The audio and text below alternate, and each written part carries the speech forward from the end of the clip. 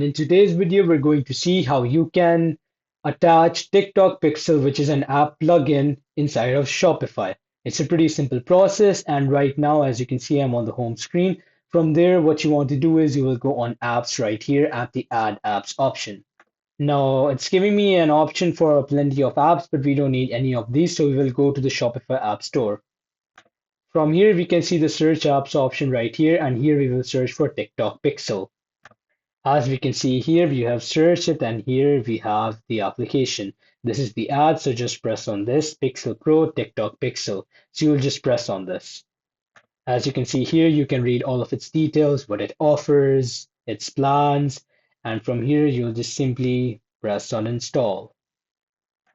Now, of course, it will access your personal data, it will view and edit store data, and from here you'll just press on install once again.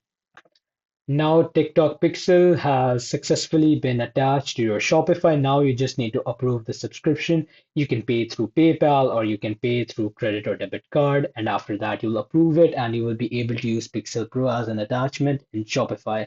Thanks for watching and subscribe for more.